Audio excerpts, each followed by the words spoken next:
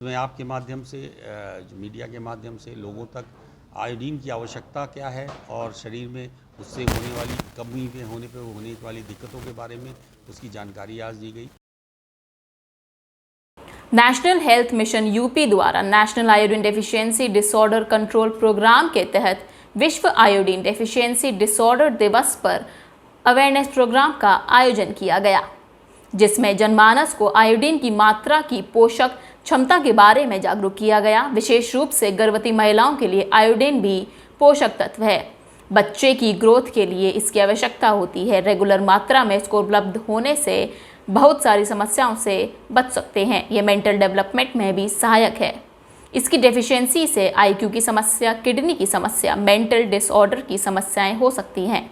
देखिए सीएमओ आगरा द्वारा दी गई जानकारी।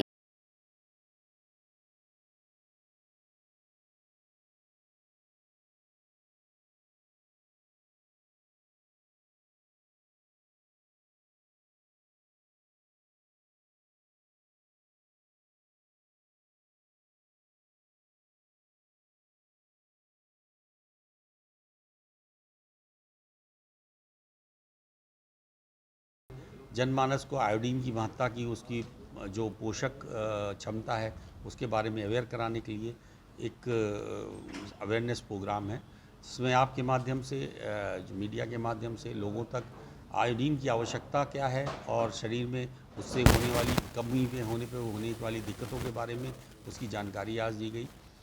विशेष रूप से गर्भवती महिलाओं के लिए इसका आयरन के साथ इस आयोडीन का भी पोषक तत्व तो उतना ही महत्वपूर्ण है, क्योंकि बच्चे की ग्रोथ के लिए इसकी आवश्यकता बहुत ज़्यादा होती है। ख़ास तौर से अगर आप देखें इसकी डिफिशिएंसी हो तो बच्चे किडनीज में भी हो सकते हैं, उनका मेंटल डेवलपमेंट भी नहीं, आईक्यू की दिक्कतें हो सकती हैं।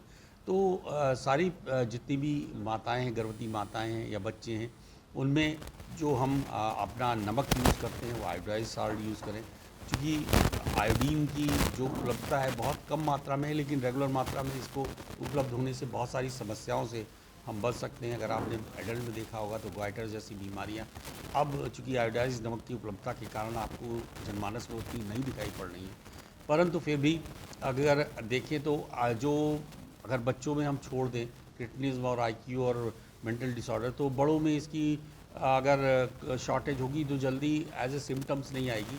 बाकी सारी चीज़ें जो हाइपोथायराइडमी के साथ आपको दिखती हैं वो सारे सिम्टम्स आपको दिखने लगेंगे, और जो बॉडी की एक जिसे कहते हैं ग्रोथ है या जो इनवेल्यू इन्वायरमेंट है वो कहीं ना कहीं डिस्टर्ब होता है, और कहीं ना कहीं आपकी इम्यूनिटी को से लेकर बाकी सारी चीज़ डिस्टर्ब होती हैं।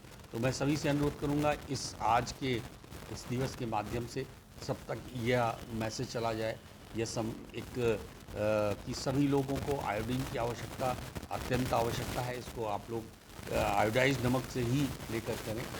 जैसे बहुत सारे लोगों का प्रश्न था कि नमक की अधिकता शरीर में नुकसानदेह है, इसे लिमिटेड मात्रा ही में लेना ही ठीक है।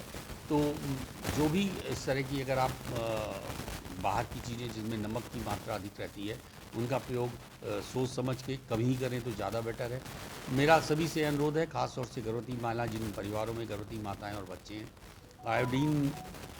आयोडाइज्ड जो नमक है उन्हीं को ही यूज़ करें, जिससे कि बच्चों का ग्रोथ, गर्भवती माता की जो स्वास्थ्य हमेशा नॉर्मल रहे और अच्छे ढंग से रहे।